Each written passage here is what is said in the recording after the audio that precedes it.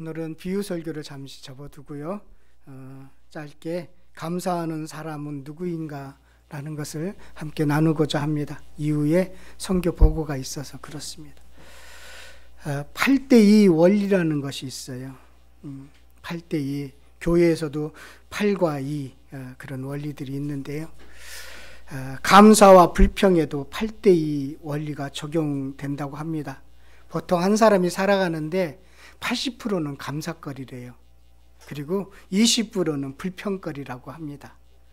그런데 대부분의 사람은 80%의 감사거리는 잃어버리고 자꾸 20%를 80%로 보고, 그래서 불평하고, 그리고 나는 왜 이렇게 불행할까, 그런 생각을 갖고 산다고 합니다. 그래서 감사거리가 없어지는 것이죠. 80%의 감사거리가 있다 한번 잘 생각해 보십시오. 여러분들의 삶 속에서도 감사거리가 8개가 있고 2개의 불평거리가 있을 것입니다. 또 감사하는 사람과 불평하는 사람에게는 수명의 차이도 2, 3년 차이가 난다는 그런 통계도 있습니다. 여러분 오래 살고 싶으면 감사하십시오. 저는 그렇게 오래 살고 싶지 않아서 오래 살고 싶으면 감사하십시오. 왜 그럴까요? 왜 수명 차이가 날까요? 감사하는 사람들은 좀 많이 웃고요.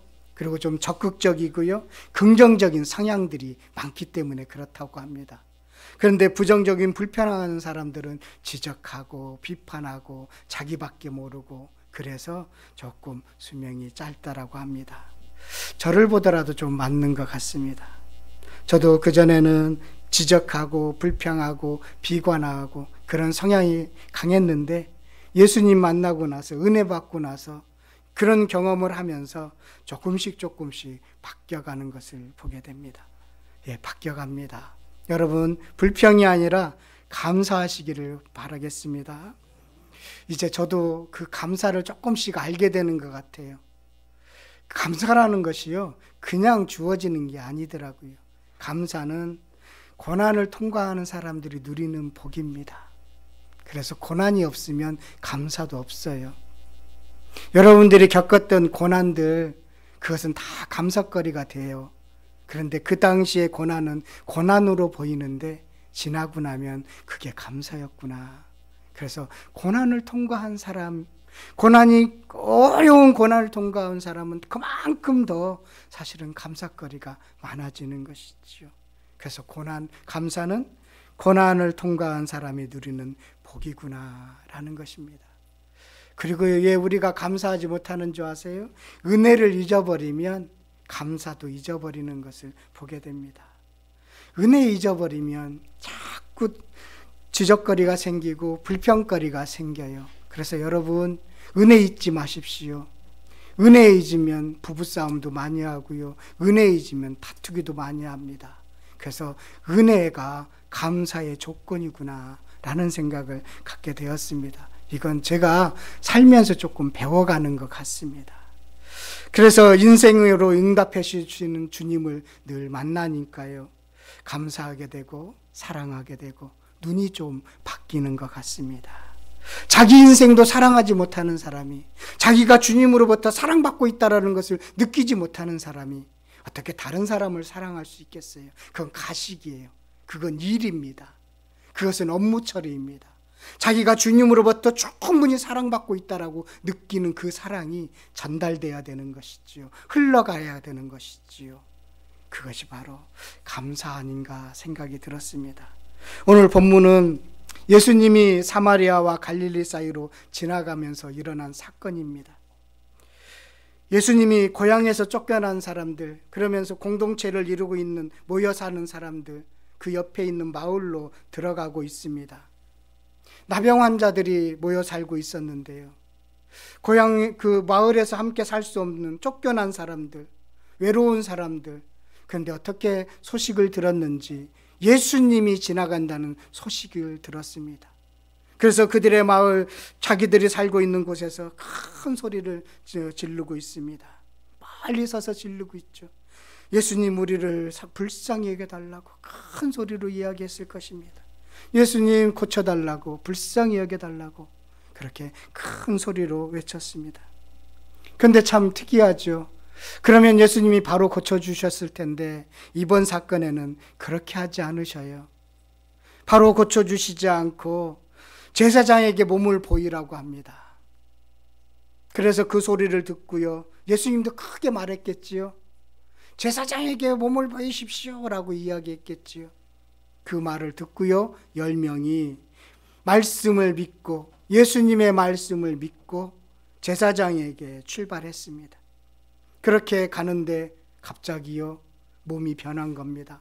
새살이 돋고 상처가 진물이 났던 것이 깨끗해지고 새 사람으로 옛날 그 모습으로 다 찾아왔어요. 얼마나 놀랐겠어요.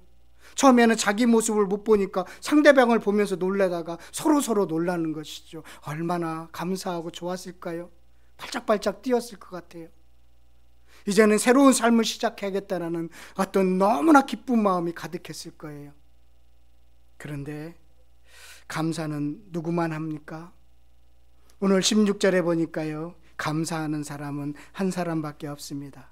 예수님의 발 아래에 엎드려 감사하니 그는 사마리아 사람이라. 그전에는 멀리 서서 소리를 지를 수밖에 없는 관계였는데 이제는 예수님의 발 앞에 엎드렸습니다. 발 앞에 엎드렸다. 그것은 당신은 나의 주인이십니다 라는 고백을 담아 감사를 드리는 것입니다. 그 한 사람, 사마리아 한 사람, 그 사람만이 감사를 드렸습니다. 똑같이 나와서 기뻤는데, 똑같이 소리 높여서 노래하고 찬양했을 텐데 단 한 사람만이 예수님에게 돌아와서 그 발 앞에 엎드려 이제는 만져도 되는 관계 속으로 나와 감사를 드렸다라는 것입니다.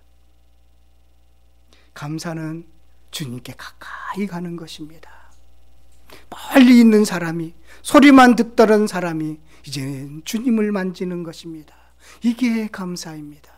사마리아 사람은 그전에는 가까이 갈 수 없는 예수님이었지만 이제 나음을 입음으로써 예수님 발 앞에 발을 만질 수 있는 가까이 가는 그런 감사의 사람이 되었다라는 것을 보여줍니다. 여러분, 감사 많이 하고 싶으세요? 그러면 예수님의 발 앞에 매일 엎드리십시오.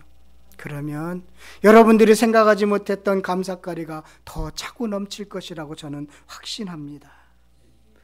치유받은 전후에 이렇게 왜 9대1로 갈라진 이유가 무엇일까요? 처음에는 10명이 함께 은혜를 구했지요. 우리를 고쳐달라고, 우리에게 긍휼을 베풀어 달라고 함께 그렇게 외쳤지요. 소리 질렀지요. 여기는 예루살렘 사람과 사마리아 사람, 이방인, 사마리아 사람은 이방인이잖아요. 함께 살았습니다.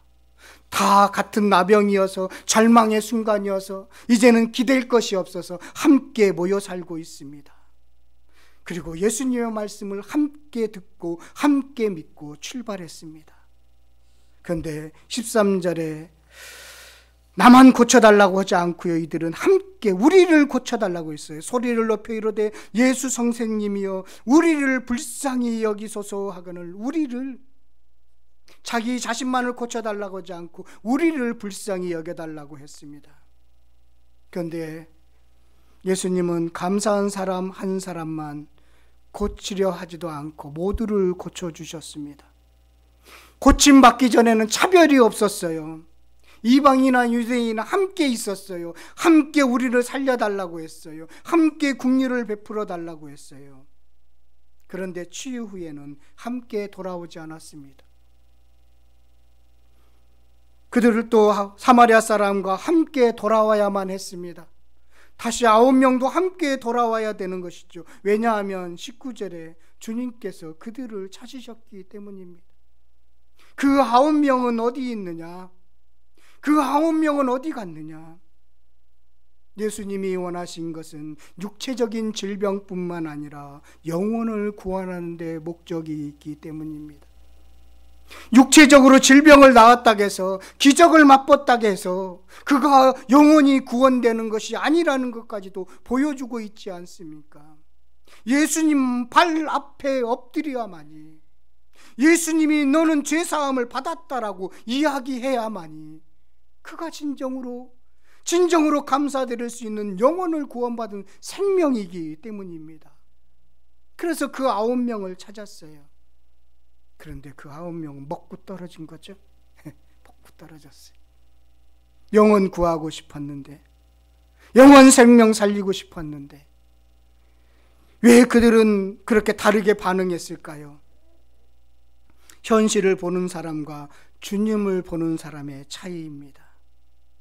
9명은 율법에 따라 제사장에게 보이는 것이 우선이었습니다. 이 지긋지긋한 고통과 고난의 환경에서 벗어나는 것이 우선이었습니다. 그래서 그런 생각을 했는지도 모르겠습니다. 먼저 제사장에게 보이고 내가 깨끗함을 받으면 그때 예수님에게 와서 감사해야 되겠다라고 생각했는지도 모르겠습니다. 어쩌면 아니면 당연하게 받아들이고 그 기적을 은혜라고 생각하지 않았을지도 모르겠습니다. 그냥 공짜라고 생각했을지도 모르겠습니다. 세상의 관점을 가지면, 자신만을 생각하면, 현실에 목적을 두고 관심을 두게 되면 바로 감사하지 못한다라는 것입니다. 그 한 명은 은혜를 잊지 않았습니까? 예수님께 돌아와 영광을 돌리는 것이 마땅히 해야 할 일이라는 것을 그는 알았습니다. 결국 감사는요, 우선순위의 문제예요. 우선순위의 문제입니다. 어디에 우선순위를 두고 있느냐, 그에 따라서 감사와 불평이 갈라지는 것입니다.